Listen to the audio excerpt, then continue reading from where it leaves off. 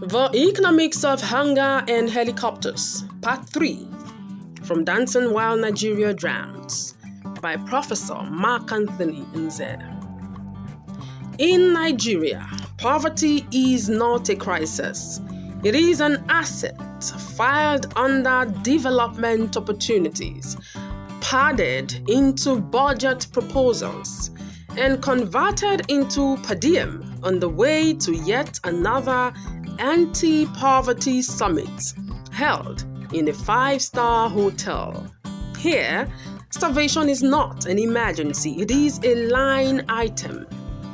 This is a country where hunger is manufactured like cement and distributed like campaign flyers, where suffering is not accidental but strategic, calculated in spreadsheets, repackaged in infographics, and used to unlock foreign aid that disappears faster than power supply during NEPA hour. Visit any rural community and you will encounter the same recurring scene, like a Nollywood rerun with no director's cut. Barefoot children with bellies swollen from more parasites than nutrients. Women staring empty pots like the steam alone might feed the future. Men sitting on plastic chairs, eyes glazed with resignation, waiting for Jesus or jam, whichever comes first. The government calls them empowered. NGOs label them success stories. Politicians prefer photo background. They are not citizens, they are evidence. Posed in annual reports, pixelated on campaign billboards, immortalized in blurry photos beneath banners reading, "We care." Meanwhile, overhead, the engine of irony soars. A senator in a chartered helicopter, gliding over the very roads his constituency budget failed to repair. Too holy to touch the ground, he surveys the poverty like a safari tourist, occasionally waving down with benevolence from 5,000 feet.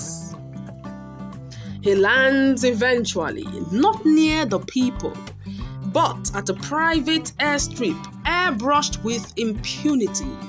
There, flanked by security personnel who earn more in allowances than a village teacher sees in years, he delivers a keynote address titled "Ending Inequality in Emerging Economies." He quotes Thomas Piketty badly. He misuses marginal utility. He mangles socio-economic. He concludes without irony. We are committed to eradicating poverty. Then he boards another chopper to a golf resort. The poor, meanwhile, remain beautifully weaponized. Campaign season, they are statistical gold mines. Post-election, they are instantly forgotten until the next scandal requires a humanitarian distraction. In Nigeria, hunger is not misfortune, it is a masterpiece. In Nigeria, hunger is not misfortune, it is a masterpiece. Fuel subsidies are removed with surgical precision like a limb being amputated by a blindfolded butcher. Inflation is worshipped like a deity, unpredictable, untouchable, and always someone else's fault. Market prices skyrocket like prayers from the desperate, while local farmers sell produce at prices that cannot buy the rope they will one day hang their debts with. Ah yes, the rice pyramids, erected with national pride and televised like ancient wonders, stacked with ceremonial zeal, they stand before an audience fed on propaganda.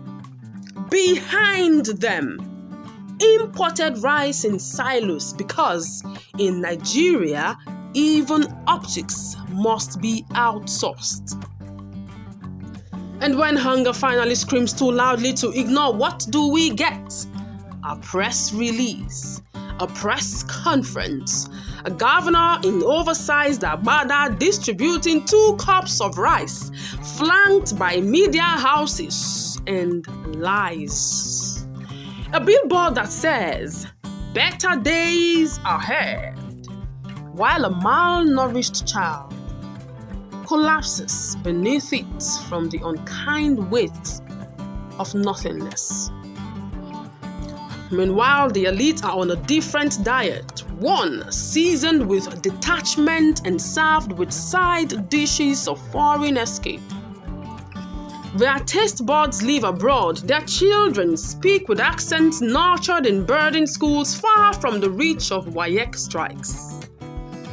Their homes are guarded fortresses. Their food arrives pre-taxed and pre-approved by Swiss chefs.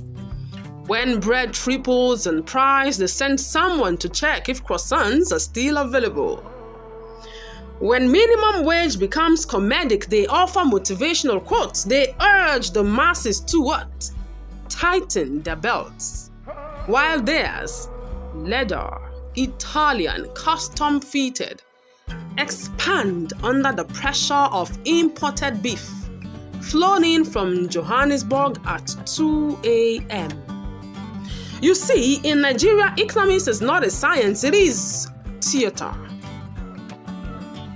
A magician stands at the podium in a poorly tailored suit, announcing policies that would make even a voodoo priest nervous. He says, "We are restructuring." Translation, you are on your own. He says, "This is a necessary sacrifice." Translation, we are about to eat your future. And when the hunger bites, he will smile. "You are resilient," he will say. "This is patriotism." No, this is planned misery. Let us speak plainly. A country that cannot feed its people is not developing, it is decaying. It is not a nation, it is a plantation, a place where the few fly in helicopters while the many crawl in hunger, where the masses bleed for headlines and the powerful toast to economic transformation with moet and muffled laughter. This is the Nigeria of hunger and helicopters, of fake reforms and real funerals, a place where suffering is monetized, hunger is televised, and the poor remain perpetually posed for the next campaign, for the next fund, for the next lie. We are not in a republic. We are in a reality show, and the hunger is real.